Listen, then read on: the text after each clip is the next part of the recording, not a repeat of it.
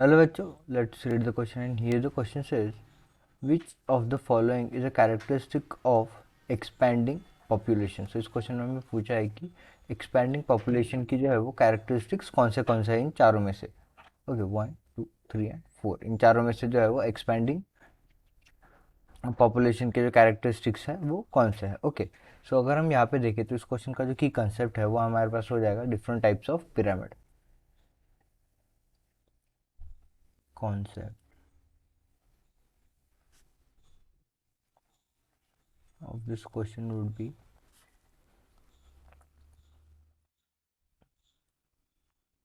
of population pyramid, different type of age pyramid और population pyramid।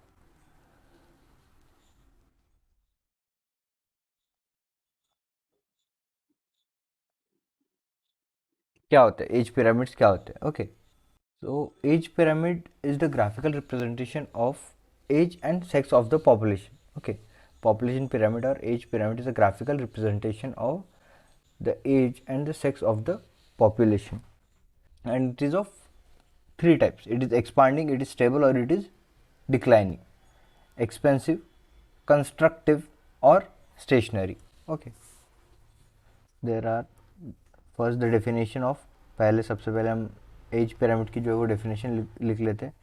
It is a graphical representation, it is a कल representation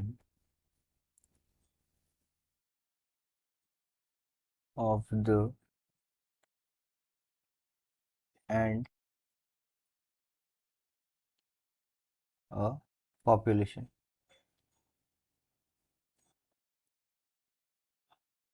and it is of three type, ये जो है three type का होता है age pyramid, population pyramid, और इसे जो है एज पिरामिड भी कहा जाता है।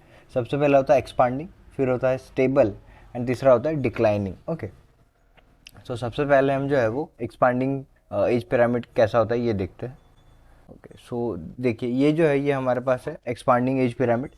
यहाँ पे ये जो है ये हमें ये दो बार्स, जो नीचे के दो बार है ये रिप्रेजेंट करता है प्री रिप्रोडक्टिव स्टेज। प्री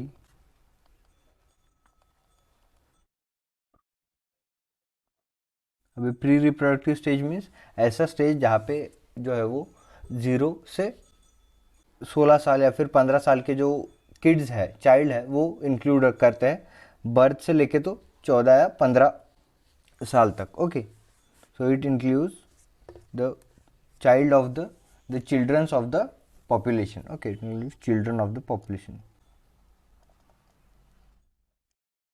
फिर यहाँ पे ये second and third and fourth जो बार है ये रिप्रेजेंट करता है हमारा reproductive stage.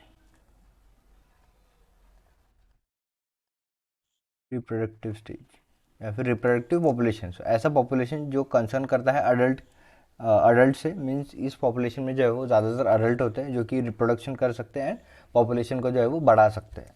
So reproductive stage concerns with adults. And यहाँ पे जो लास्ट है first and second bar age pyramid का, ये जो है ये है post reproductive stage, means old people. Post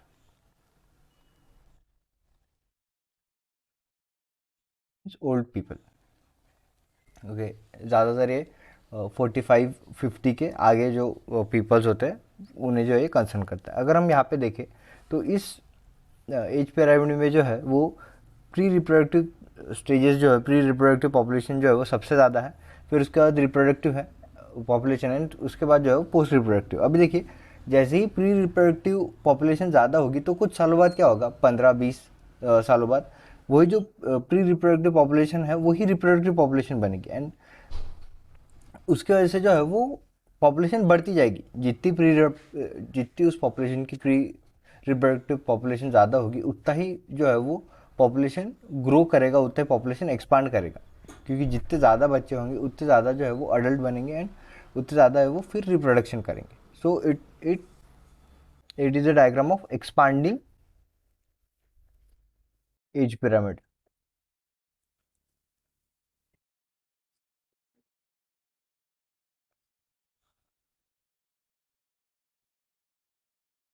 expanding as pyramid. Okay, सो एक्सपांडिंग हो गया। अभी हम जो है वो डिक्लाइनिंग एज पिरामिड है उनके तरफ देखेंगे। तो यहाँ पे ये देखिए, ये जो रेड, ये जो ब्लू कलर में है ये हमारे पास है प्री रिप्रोडक्टिव पॉपुलेशन। फिर ये जो ग्रीन कलर में मैं अभी कोट कर रहा हूँ वो है रिप्रोडक्टिव। एंड ये जो ब्लैक कलर में है ये है पोस्ट रिप्रोडक्टिव। अगर आप देखोगे तो इस पिरामिड, इस टाइप का जो पॉपुलेशन है उसमें जो पोस्ट रिप्रोडक्टिव पॉपुलेशन है वो सबसे ज़्यादा है। एंड जो चाइल्ड मीन्स जो प्री रिप्रोडक्टिव पॉपुलेशन है वो सबसे कम है।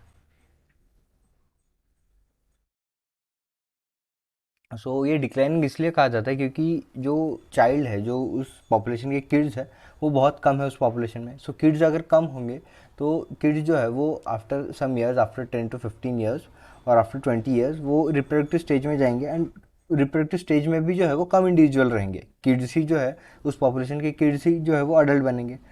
अडल्ट कम बनेंगे, फिर वो अडल्ट जो है वो रिप्रोडक्शन करके कम, जो पॉपुलेशन का एक्सपेंशन है वो कम करेंगे, क्योंकि कम इंडिविजुअल रिप्रोड्यूस करने के लिए रहेंगे। कम जो है वो बेबीज़ बनेंगे, कम जो है वो पॉपुलेशन की ग्रोथ होगी। एंड ज़्यादातर लोग इस पॉपुलेशन में अगर ओल्ड एज में है, ओल्ड एज लोग जो है वो रिप्रोडक्शन नहीं कर पाते। वो जो है वो पॉपुलेशन को जो है वो कंट्रीब्यूट नहीं कर पाते। इसलिए जो है इस पॉपुलेशन को हम डिक्लाइनिंग पॉपुलेशन कहते हैं, क्योंकि इस पॉपुलेशन में प्री रिप्रोडक्टिव स्टेजेस में जो इंडिविजुअल है, जो चिल्ड्रन है वो बहुत कम है।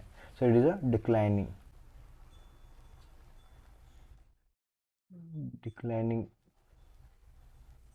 एज।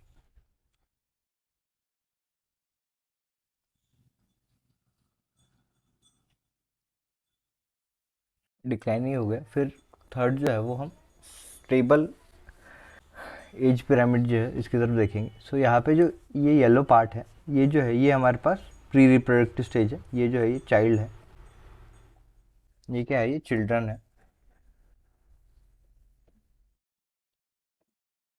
ब्लू हमारे पास जो है ब्लू हाईलाइटेड बार्स, ये हमारे पास अडल्ट है।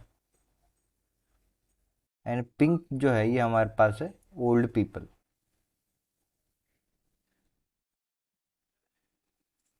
ओके, ये जो है ये है ओल्ड एज पीपल। अभी अगर आप देखोगे तो यहाँ पे चिल्ड्रन एंड अडल्ट की जो पॉपुलेशन है वो ऑलमोस्ट सेम है, मोर और लेस वो जो है वो सेम ही है।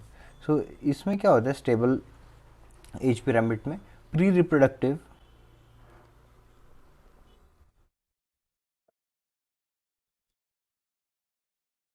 And post reproductive and reproductive, pre reproductive and reproductive individuals जो है वो सेम रहते हैं। उनका जो पॉपुलेशन है वो मोर और लेस जो है वो सेम रहते हैं, ऑलमोस्ट इक्वल। ओके, दोनों जो है ऑलमोस्ट इक्वल रहते हैं। इसलिए अभी जितने चाइल्ड है वो अगर आगे जाके अडल्ट बने तो अडल्ट की जो पॉपुलेशन है वो उतनी रहेगी। एंड चिल्ड्रन भी जो है वो उतने ही बनेंगे, क्योंकि रेशो सेम ही रहेगा। इसलिए इसे जो है वो स्टेबल एज पिरामिड कहा जाता है।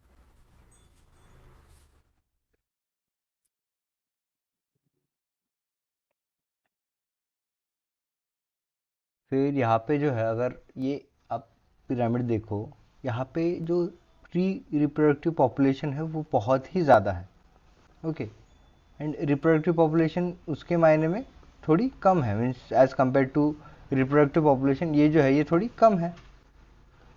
जो ब्लू कलर में हाईलाइटेड है वो कम है थोड़ी। एंड जो पोस्ट रिप्रोडक्टिव है वो उससे भी कम है। ये जो है इस इस तरह के जो एज पिरामिड है वो रैपिडली ग्रोइंग या फिर रैपिडली एक्सपांडिंग एज पिरामिड कहा जाता है, क्योंकि जो चिल्ड्रन है उस एज पिरामिड के वो बहुत ज़्यादा है।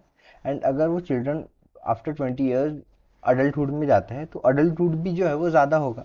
अभी अडल्टहुड ज़्यादा होगा तो ज़्यादा रिप्रोडक्शन होगा एंड ज़्यादा जो है वो फिर से चाइल्ड बनेंगे। ये जो है रैपिडली पॉपुलेशन को ग्रो करेगा। This type of age pyramid is called as rapidly expanding age pyramid.